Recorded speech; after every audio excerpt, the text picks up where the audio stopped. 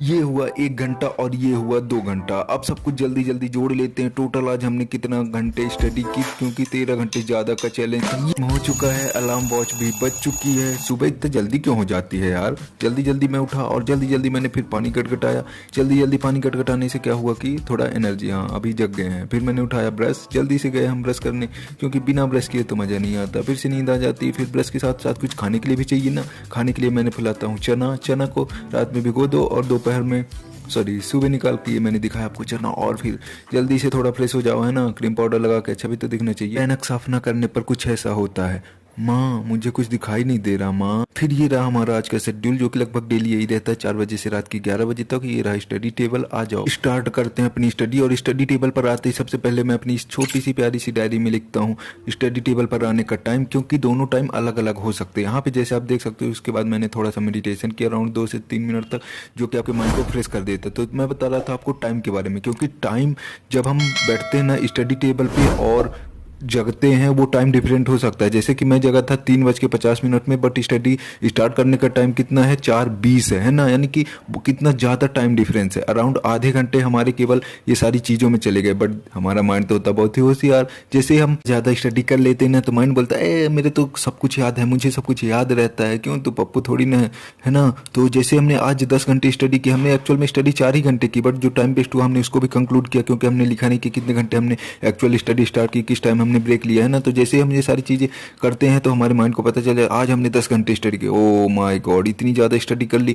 अब कल 2-3 दिन तो ब्रेक चाहिए ही चाहिए, है ना। एक दिन में इतनी ज़्यादा स्टडी करने के बाद, है ना, सब कुछ हमको याद रहता। तो ऐसा नहीं है, आप एक्चुअल स्टडी करो, क्योंकि जब आपको पता चलेगा ना। मैं भी स्टार्टिंग में ऐसा ही करता था, लेकिन जब बाद में मैंने एक्चुअल टाइम लिखना पता किया, तो बाद में होता कि हमने स्टडी की 12 घंटे, बट एक्चुअल स्टडी टाइम जो आता है ना, वो आता है 8 घंटे, है ना। तो कितना मेजर डिफरेंस आ जाता है, जो आप लोग देख सकते हो। तो हमारा पहला स्लॉट है जो कि अराउंड 4 घंटे का होने वाला है, जिसमें कि ये पूरी मोटी बुक दिख रही है, इसको हमको पूरी खत्म करना है। और जल्दी जल्दी, जितना जल्दी जल्दी हो सके उतना जल्दी जल्दी, क्योंकि फिर धीरे धीरे मन नहीं कर रहा था, है ना। तो कुर्सी में बैठे बैठे वो भी होने लगता है। सो इसीलिए मैं बेड में बैठ गया। आपको जरूरी नहीं कि किस में बैठ के आप स्टडी कर रहे हो ना, आपका दिमाग लगना चाहिए बस। आप किसी पे भी बैठ के थोड़ी थोड़ी देर में पोजीशन चेंज करते रहोगे तो आपको नींद भी नहीं आएगी। सो जल्दी जल्दी फिर मेरा माइंड थोड़ा ज़्यादा ही एग्जॉस्ट हो रहा था। सो मैंने सोचा कि 5 मिनट थोड़ा रेस्ट कर लेता हूँ, जिसमें मैंने ईयरफोन लगाया और सुना एक गाना, है ना। गाना ऐसा, आपको गाने भी ऐसे सुनने हैं ना जो कि आपको मोटिवेट करें, ना कि ऐसे गाने कि आपका पूरा मूड ही चेंज हो जाए और आप स्टडी करते करते कुछ दूसरी चीज में चले जाओ। मैं जो सॉन्ग सुनता हूँ हमेशा, उसका नाम है एक जिंदगी, जो कि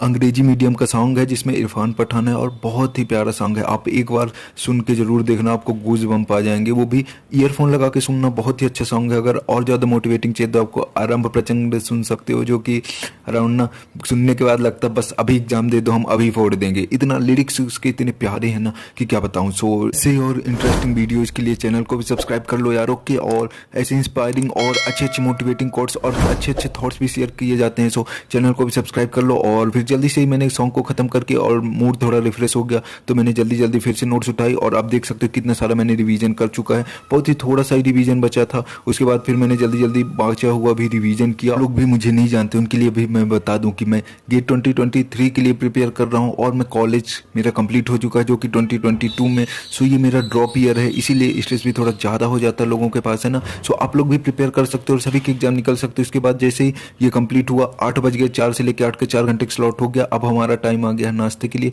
सो नाश्ते के लिए हम चलते हैं जल्दी जल्दी। उसके पहले ले लेते हैं हम अपना कप, क्योंकि हम रहते हैं हॉस्टल में। सो हॉस्टल में खाना बनाने के लिए हमको ज़रूरत नहीं पड़ती, यहीं से हॉस्टल में ही खाना मिल जाता है। सो हम जल्दी जल्दी दौड़ दौड़ के जाएंगे, दौड़े दौड़े दौड़े, जल्दी जल्दी जल्दी जल्दी दौड़ो। फिर हम नाश्ता लेके अपना पहुंच चुके हैं। फिर से रूम में वापस, आप देख सकते हो ये पास्ता है और चाय, क्योंकि चाय की क्वांटिटी में थोड़ा ज़्यादा ले लेता हूँ। अगर किसी दिन नाश्ता अच्छा नहीं मिला खाने के लिए, तो बाहर से बिस्किट और चाय से अपना काम चल जाता है। सो जल्दी जल्दी नाश्ता करते हो। नाश्ता करते टाइम थोड़ा ब्लफिंग टाइम होता है। सो रूममेट जो भी होता है उसके साथ मजे करके, है ना, सारी जो भी स्ट्रेस हो वो थोड़ा दूर हो जाए और माइंड फ्रेश हो जाए इसी टाइम में।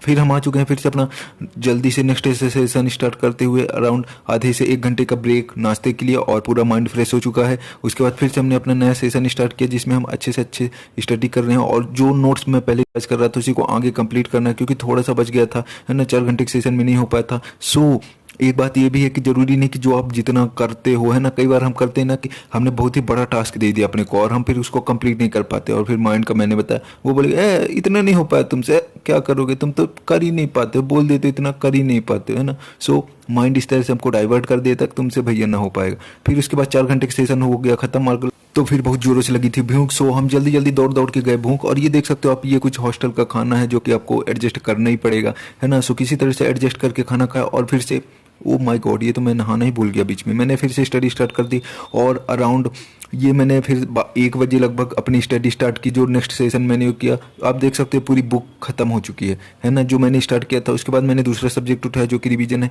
गेट के एग्जाम में क्वेश्चन लगाना बहुत ही प्रैक्टिस है, बट रिवीजन भी बहुत जरूरी है। सो मैंने पहले रिवीजन किया, उसके बाद क्वेश्चन।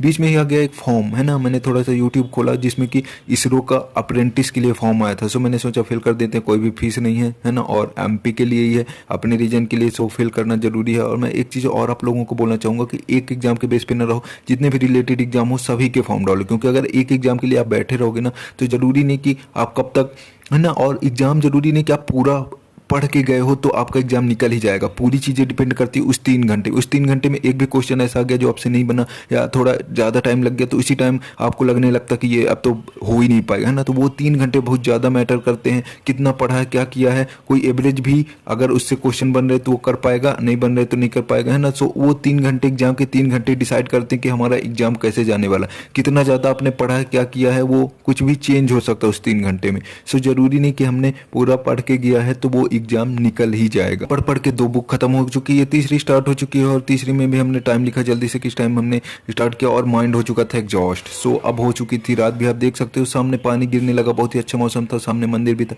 हमने जो किया और फिर से हमने चल दिया खाने की तरफ, क्योंकि बहुत ज़्यादा तेज से भूख लगती है ना, और 2 बार खाने में बहुत ज़्यादा टाइम भी लग जाता है। सो हम जल्दी जल्दी दौड़ दौड़ के पहुंचे फिर से खाने में। आप देख सकते हो छोले की सब्जी और रोटी मिली। उसके बाद हमने जल्दी से खाना खत्म किया और कुछ टाइम का ब्रेक लिया जो कि मैंने वीडियो में नहीं दिखाया। उसके बाद मैं फिर से आगे स्टडी में। ये सेशन हमारा 9 से 11 रात के 2 घंटे का सेशन होता है, और इसमें मैं रिवीजन करता हूं। और अब बज चुके हैं 11 और टाइम हो चुका है कंप्लीट। सो हम टाइम कैलकुलेट कर लेते हैं कि कितना हमने स्टडी की। सो 4 से 6:45 के बीच में हमने अराउंड 1 घंटे और 2 घंटे और 30 मिनट की स्टडी की। देन उसके बाद इस टाइम पे हमने जब ब्रेक लिया था कुछ 5 मिनट का, फिर 1 घंटे, फिर 2 घंटे, और फिर हमने अराउंड 30 मिनट की स्टडी की। देन लंच के पहले भी हमने अराउंड 1 घंटे की स्टडी की। देन फिर लंच के बाद हमने 1:30 बजे से 6:30 तक पूरे 5 घंटे का सेशन रखा। देन 1 घंटे का बीच में, फिर उसके बाद ब्रेक था, और फिर उसके बाद 2 घंटे। तो टोटल जोड़ने के बाद अराउंड हमारा जो स्टडी हो रहा था सो 3 घंटे से कुछ ज़्यादा ही हो रहा था, क्यों 13 घंटे से कुछ ज़्यादा, क्योंकि मैंने अप्रॉक्सीमेट नहीं किया था। सो यस, आज का टारगेट हमारा पूरा हुआ। ऐसे ही next target and next achievement के लिए चैनल को सब्सक्राइब कर लो।